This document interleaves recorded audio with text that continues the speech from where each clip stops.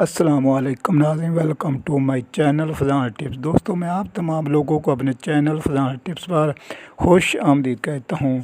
तो नाज़रीन, आज की वीडियो में बात करते हैं जापानी फल के बारे में, जिसका जापान से कोई तल्लुक़ नहीं। तो इनको हज़ारों सालों से चाइना में काश्त किया जा रहा है। चाइना के रवायती तरीके से कहा जाता है कि इससे तमाम बीमारियां ख़त्म हो सकती हैं।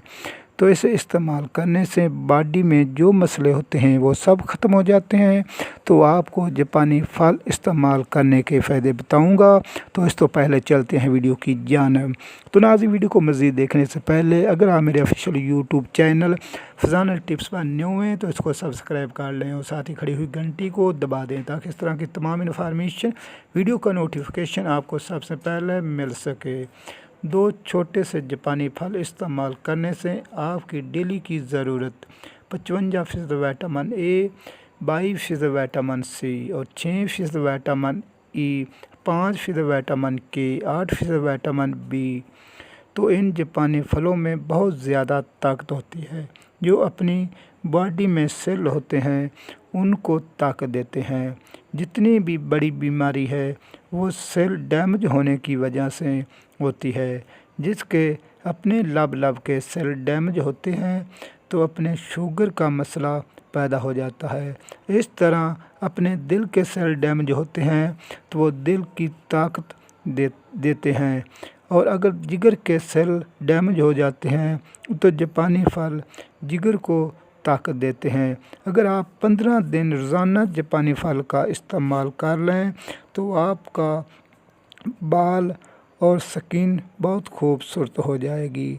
और जो स्किन पर झुर्रियाँ आ जाती हैं इनको भी ख़त्म कर देता है और स्किन टाइट हो जाती है और स्किन ग्लो करने लगती है।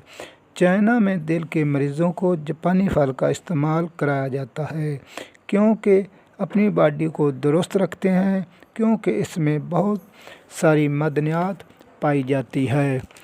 तो इसके अंदर ऐसे फ्लावर होते हैं जो ब्लड प्रेशर और हार्ट अटैक और कोलेस्ट्रॉल को, ऐसी बीमारियों को ख़त्म कर देते हैं। और थकावट और जिस्मानी कमज़ोरी, सुस्ती और हम वो चीज़ मिल नहीं रही होती जिसकी इसको ज़रूरत होती है। अगर आप लगातार 9 तो 10 दिन जापानी फल खाएं तो आपके जिस्म के तमाम जिस्मानी कमज़ोरी, सुस्ती सब ख़त्म हो जाएगी। तो नाज़रीन, मैं उम्मीद करता हूं कि आज की वीडियो आपको काफ़ी पसंद आई होगी। वीडियो अच्छी लगी हो तो वीडियो पर लाइक, शेयर, कमेंट ज़रूर करें। मुझे अपनी दुआओं में याद रखें। नाज़रीन, इस वीडियो को देखने के लिए शुक्रिया। अल्लाह हाफ़िज़।